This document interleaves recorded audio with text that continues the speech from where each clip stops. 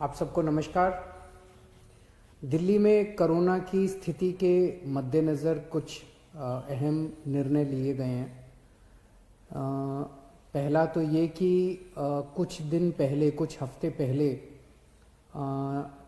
दिल्ली में कोरोना की स्थिति में जब सुधार हुआ था तो दिल्ली सरकार ने केंद्र सरकार के निर्देशों को मद्देनज़र रखते हुए और जो केंद्र सरकार की गाइडलाइंस थी उसके मुताबिक दिल्ली में शादियों में 50 से बढ़ा के 200 तक की संख्या अलाउ की थी कि 200 तक लोगों के शामिल होना अलाउ किया गया था। उस ऑर्डर को विड्रॉ करने के लिए आज निर्णय लिया गया है कि 200 से वापस 50 लोगों को, शादियों में केवल 200 से 50 लोग अलाउड होंगे। और ये निर्णय मैंने एलजी साहब की अप्रूवल के लिए अभी सुबह सुबह भेजा है। मैं उम्मीद करता हूँ कि उनकी जल्दी अप्रूवल आ जाएगी। दूसरा, हमने देखा कि कुछ बाज़ारों में दिवाली के समय काफ़ी ज़्यादा ना तो लोग मास्क पहन रहे थे, ना सोशल डिस्टेंसिंग कर रहे थे, जिसकी वजह से कोरोना बहुत ज़्यादा फैला। तो एक प्रस्ताव केंद्र सरकार को भेजा जा रहा है कि केंद्र सरकार ने पिछली बार जो गाइडलाइंस जारी किए थे उसमें उन्होंने कहा था कि कोई भी राज्य सरकार अगर किसी भी लोकल लेवल पे, छोटे लेवल पे भी अगर कहीं कोई लॉकडाउन लगाना चाहती है तो उसे केंद्र सरकार की परमिशन लेनी पड़ेगी।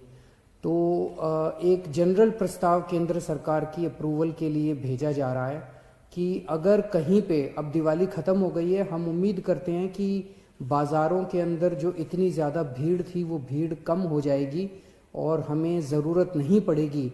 लेकिन अगर ज़रूरत पड़े और सारी कोशिशों के बावजूद भी अगर किसी बाज़ार में हम देखते हैं कि सोशल डिस्टेंसिंग और मास्क का पालन नहीं किया जा रहा और वो एरिया एक तरह से लोकल कोरोना हॉटस्पॉट बन सकता है, तो उस वहाँ पे बाज़ार को कुछ दिनों के लिए एहतियात के तौर पे बंद करने की इजाज़त दिल्ली सरकार को दी जाए। ऐसा प्रस्ताव अभी केंद्र सरकार को भेजा जा रहा है। इसके लिए भी मैंने एलजी साहब की परमिशन के लिए अभी लिख दिया है।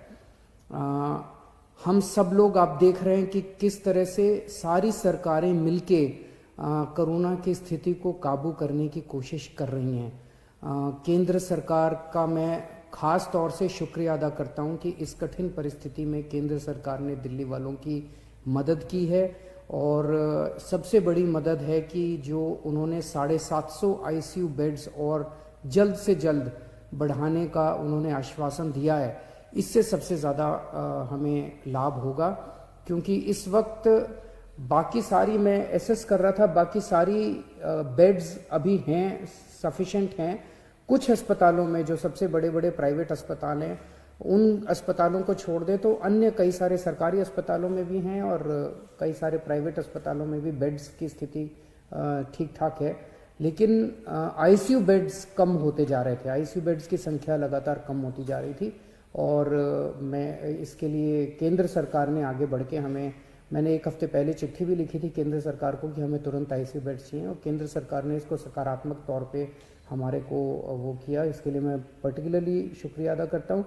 इस वक्त सारी सरकारें, केंद्र सरकार, दिल्ली सरकार, सारी एजेंसीज, डीआरडीओ, आईसीएमआर, सब एम्स वगैरह, सब लोग मिलके पूरी कोशिश कर रहे हैं, डबल एफर्ट्स कर रहे हैं अपने कोरोना की स्थिति को काबू पाने के लिए। लेकिन ये तब तक नहीं ठीक हो सकती जब तक हम सब लोग, जब तक एहतियात नहीं बरतेंगे। मेरी आपसे हाथ जोड़ के विनती है कि आप ये कोई किसी और के लिए नहीं मांग रहे, आप ही के लिए, आप ही के स्वास्थ्य के लिए, आपकी ज़िंदगी के लिए, आपके परिवार के लिए आपसे अपील कर रहे हैं कि मास्क ज़रूर ज़रूर ज़रूर पहनिए, सोशल डिस्टेंसिंग का पालन ज़रूर ज़रूर कीजिए। कई लोगों को लगता है मुझे तो नहीं होगा, पड़ोसी को हुआ मुझे नहीं होगा। ये किसी को नहीं देखता कोरोना, ना गरीब को देखता, ना अमीर को देखता, ना इसको देखता, ना उसको देखता। किसी को भी कभी भी हो सकता है, और अगर बिगड़ जाए तो खतरनाक हो सकता है। तो फिर से मैं हाथ जोड़ के सबसे अपील करता हूं कि आप please please please social distancing की का पालन कीजिए और मास्क ज़रूर से पहनिए। नमस्कार।